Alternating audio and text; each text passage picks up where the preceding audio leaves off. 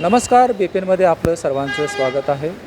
आज भारतासाठी एक गौरवशाली बाब घडली आहे.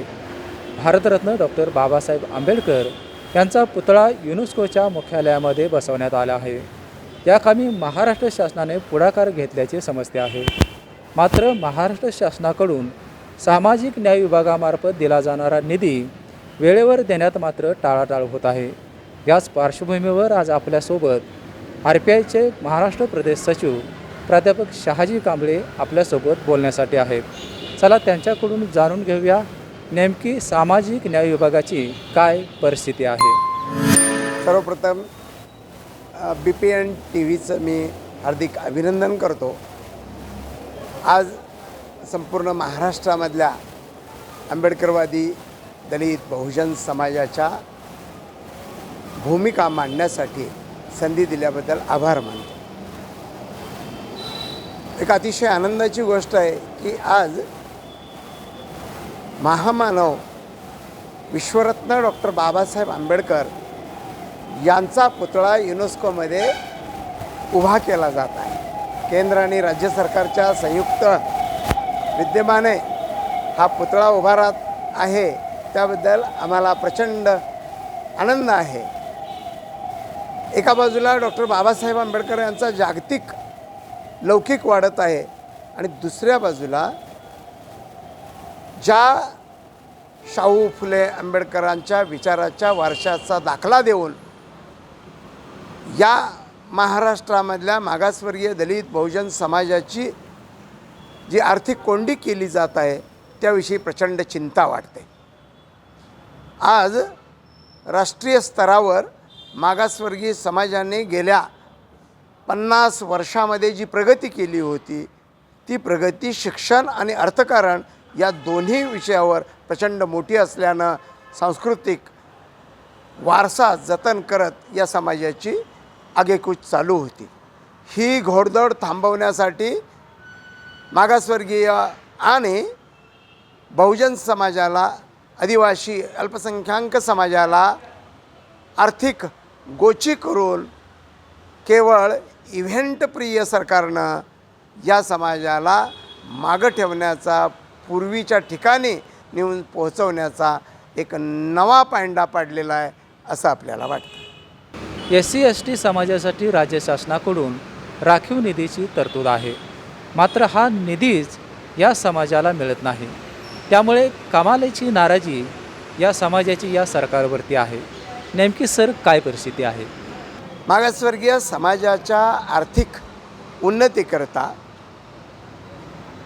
वेगवेगळ्या समाजांची आर्थिक विकास महामंडळे राज्य सरकारनं निर्माण केलेली आहेत. विविध योजना यांच्यामार्फत राबवून समाजाचा आर्थिक विकास झाला पाहिजे असं धोरण आहे. परंतु आज घडीला महाराष्ट्र सरकारच्या महात्मा फुले आर्थिक विकास महामंडळाच्या ज्या योजना जाहीर केलेल्या आहेत त्या निधीअभावी प्रचंड रखडलेल्या आहेत. केंद्र सरकार भरीव निधी द्यायला तयार आहे. NSFDCच्या माध्यमातून करोडो रुपये निधी देण्यासाठी केंद्र सरकार तयार असताना राज्य सरकारने आजपर्यंत महात्मा फुले महामंडळ, अण्णाभाऊ साठे महामंडळ या महामंडळामार्फत केंद्राचा वापरलेला निधी जो आहे त्याचं युटिलायझेशन सर्टिफिकेट देण्यासाठी वर्षाचा विलंब होतो. याचा निधी परतावा करण्याची जबाबदारी राज्य सरकारची आहे. राज्य सरकार महात्मा फुले मागासवर्गीय महामंडळाचे 406 कोटी रुपये परत करत नसल्यामुळं उद्योजकांची हजारो प्रकरणं शासन दरबारी पेंडिंग आहेत. SC/ST समाजाला जो काही राज्य शासनाकडून राखीव निधी आहे तो निधी त्यांच्यापर्यंत पोचला जात नाही. यामुळं या समाजाची या सरकारवरती कमालीची नाराजी जाणवत आहे. नेमकी काय परिस्थिती आहे सर सांग. महाराष्ट्र राज्य सरकारनं अनुसूचित जाती जमातीच्या योजनामध्ये, आर्थिक निधीमध्ये, नव्या योजनामध्ये कपात केल्यामुळं मागासवर्गीय समाजाचा आर्थिक विकास खुंटलेला आहे. इतकंच नाही तर मागासवर्गीय विद्यार्थ्यांची शिष्यवृत्ती, आंतरजातीय विवाहांचा दिला जाणारा निधी, अनुसूचित जाती जमाती अन्याय प्रतिबंधात्मक कायद्यानुसार घडलेल्या गुन्ह्यासाठी दिला जाणारा सपोर्ट निधी राज्य सरकार वेळोवेळी वेळच्या वेळी देऊ शकत नाही. ही बाब या समाजामध्ये प्रचंड अशी नाराजी व्यक्त करणारी आहे. आणि मागासवर्गीयांच्या योजनाबद्दल, आर्थिक विकासाबद्दल राज्य सरकार उदासीन आहे, ही भावना आता तीव्र झालेली आहे. महायुती सरकारनं लाडकी बहीण योजना आणली आणि सर्व महिला खुश झाल्या. मात्र याच लाडकी बहीण योजनेसाठी सामाजिक न्याय विभागाचा निधी वितरित केला जातो आहे. त्यामुळे सामाजिक न्याय विभागाला निधी शिल्लक आहे का, ही आता संशोधनाची बाब आहे. सर, काय वाटतं, लाडकी बहीण योजनेचा निधीचा परिणाम सामाजिक न्याय विभागावर पडला आहे का?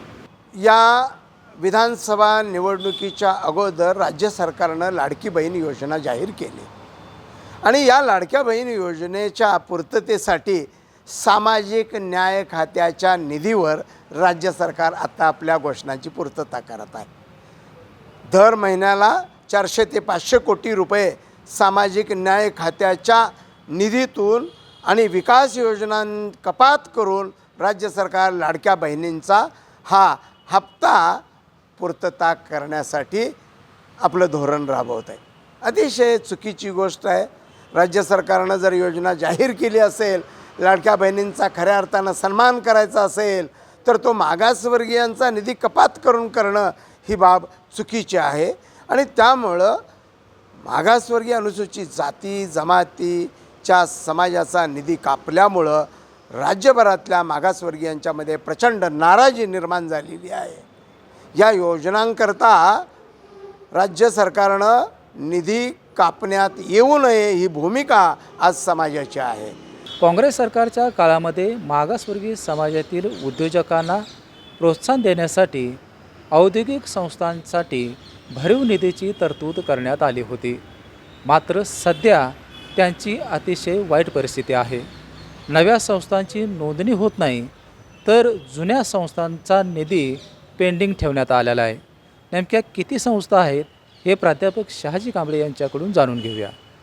महाराष्ट्रामधल्या 2004 साली काँग्रेस सरकारनं मागासवर्गीय उद्योजक बनावेत, त्या उद्योगात मागासवर्गीय बेरोजगारांना काम मिळावं म्हणून एक महत्त्वाकांक्षी योजना औद्योगिक सहकारी संस्थांची राबवली. या संस्थांच्या मार्फत 5 कोटी ते 7 कोटीचे प्रकल्प उभा करावेत असे प्रकल्प अहवाल घेतले आणि पहिल्या टप्प्यात, दुसऱ्या टप्प्यात 395 संस्था मंजूर केल्या. या संस्था मंजूर करत असताना पहिला हप्ता दिला आणि यामध्ये 25% कर्ज वित्तीय संस्थेकडनं घ्या म्हणून सांगितलं. पहिला हप्ता प्राप्त झालेल्या संस्थाधारकांनी अहोरात्र कष्ट केलं, प्रचंड परिश्रम केलं, पण मागासवर्गीयांना 2 कोटी 3 कोटी एवढं कर्ज विनातारण विनाजामीन कोण देणार? वित्तीय संस्थांनी हे कर्ज द्यायला नकार दिला. 395 संस्थांपैकी 390 संस्थांना कर्ज द्यायला इथल्या वित्तीय संस्थांनी, राष्ट्रीयकृत बँकांनी, शेड्यूल बँकांनी नकार दिल्यामुळं हे संस्थेचे प्रकल्प अडचणीत गेलेले आहेत.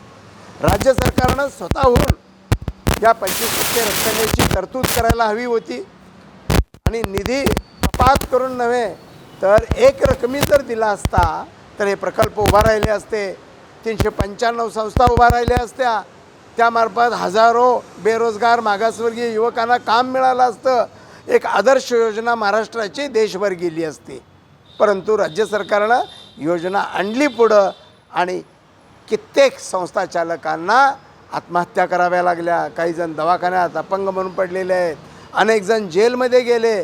या योजनेचं ऑडिट करून या योजनेच्या संदर्भात भरीव मदत द्यावी ही आम्ही मागणी केली होती.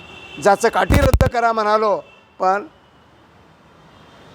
प्रचंड आणि प्रबळ मागासवर्गीयांच्या विकासाची इच्छाशक्ती नसल्याकारणाने या योजना अडकळीत गेलेल्या आहेत. साखर कारखान्यांना, सूतगिरण्यांना, पतसंस्थांना वेळोवेळी बूस्टर डोस दिले जातात, प्रशिक्षण दिलं जातं. वेळोवेळी यांची कर्ज माफ केली जातात, पण मागासवर्गीय संस्थांच्या बाबतीत मात्र दुजाभाव केला जातो. त्यांना आरोपीच्या पिंजऱ्यात उभा करून करोडो रुपयाचा निधी तुम्ही ताब्यात देत असताना प्रशिक्षण घेतलं का? त्यांना कोणतं ट्रेनिंग दिलं का? त्यांच्या संदर्भात एखादी बूस्टर योजना दुरुस्तीसाठी राज्य सरकारनं आणली का? या अनेक गोष्टीमुळं या योजना अडकळीत केलेल्या आहेत. 395 संस्था ज्यांना निधी मिळालेला आहे त्या, आणि नंतरच्या 444 संस्था ज्या राज्य सरकारकडं प्रलंबित आहेत त्या संस्थांना हे निधी देत नाहीत. न्यायालयानं सांगितलेलं आहे निधी द्या, परंतु राज्य सरकार त्याबद्दल उदासीनता दाखवते. यामुळं नजीकच्या काळात महाराष्ट्रातील मागासवर्गीय बहुजन अनुसूचित जाती जमातीच्या वर्गाच्या एकूणच विकासाबद्दल उदासीन असलेल्या राज्य सरकारला जाब विचारण्यासाठी एक प्रबळ आंदोलन समोर येईल आणि त्या आंदोलनाची जबाबदारी राज्य सरकारला घ्यावी लागेल. वेळीच त्याने याच्यामध्ये दुरुस्ती करावी अशी माफक अपेक्षा आपण व्यक्त करतो. महायुती सरकार पुरोगामी विचारांचा वारसा सांगते, मात्र सामाजिक न्याय विभागाची आजची परिस्थिती पाहिली तर त्याकडे निधीच उपलब्ध होत नाही. त्यामुळे समाजामध्ये प्रचंड नाराजी आहे. या नाराजीचा उद्रेक आता होण्याची शक्यता प्राध्यापक शहाजी कांबळे यांनी व्यक्त केली आहे. नेमकी काय भविष्यामध्ये परिस्थिती निर्माण होणार आहे हे आपल्याला पाहावं लागणार आहे. बेपेनसाठी कोल्हापूरहून विजय यशपुत्र.